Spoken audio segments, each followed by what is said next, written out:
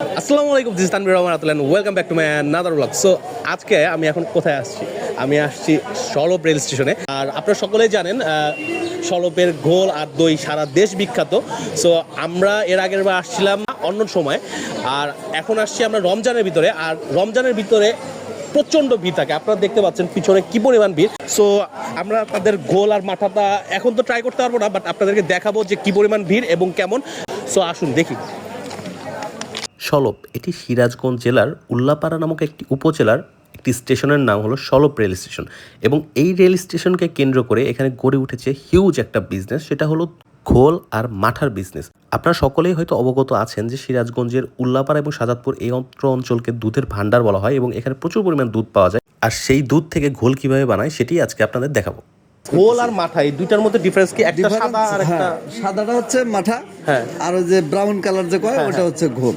তো এটা ডিফারেন্স কিভাবে আসলে হয়? ডিফারেন্স ওই ঘোলের ভিতরে ওই অর্থাৎ খাবার যে ছোটা সেটা সোডিয়াম কার্বনেট ওটা ব্যবহার করা হয়, আর ওই মাঠাটার ভিতরে ওটা ব্যবহার করা হয় না। আচ্ছা, আর এখন প্রত্যেকদিন কি পরিমাণ ঘোল আর মাঠা বিক্রি হচ্ছে আপনার এখানে? এখন দুধ কিনছে আজকে 100 মণ। 100 মণ? জি। সো 100 মণ আজকেই শেষ হয়ে যাবে ইনশাল্লাহ। যাক, আলহামদুলিল্লাহ।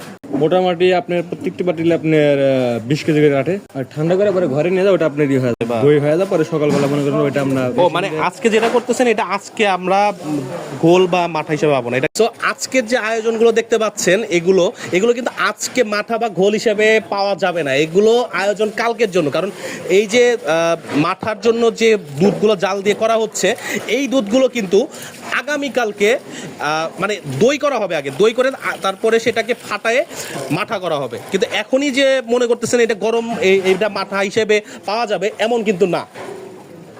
সো এই যে এখানে দেখতে পাচ্ছেন ঠান্ডা পানির ভিতরে ওই গরম যে দুধটা আছে এটা দিয়ে আসলে ঠান্ডা করা হচ্ছে। ঠান্ডা করে তারপরে হলো দই বানানো হবে।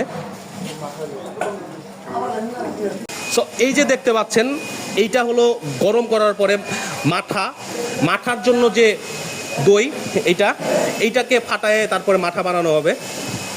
আর ওই পাশে যে দেখতেছেন এটা হলো ঘোলের জন্য বানানো, এইটা কালকে ফাটানোর পরে এইটা দিয়ে কালকে ঘোল বানানো হবে।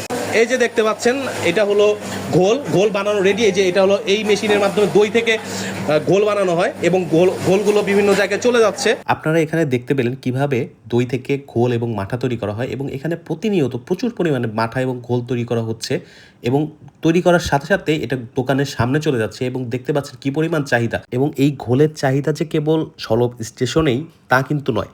এই ঘোল এবং মাঠা বানানোর সাথে সাথে সিরাজগঞ্জ ও সিরাজগঞ্জের পার্শ্ববর্তী বিভিন্ন জেলাগুলোতেও চলে যায়। এবং এটার টেস্টটা তো আমি এখন আপনাদেরকে ডিসক্রাইব করতে পারতেছি না, বাট আমি যে এর আগে খেয়েছিলাম সেই এক্সপিরিয়েন্স থেকে যদি বলি তাহলে বলবো এটা কাইন্ড অফ লাচ্ছির মতো। আর আপনারা যদি কখনো সিরাজগঞ্জে ঘুরতে আসেন তবে এই সলপের ঘোল ও মাঠা অবশ্যই ট্রাই করবেন। সো অবশেষে পেয়ে গেলাম ঘোল আর মাঠা। প্রচণ্ড ভিড় আর কি, এই ভিড় ক্রমান্বয়ে আরও বাড়বে।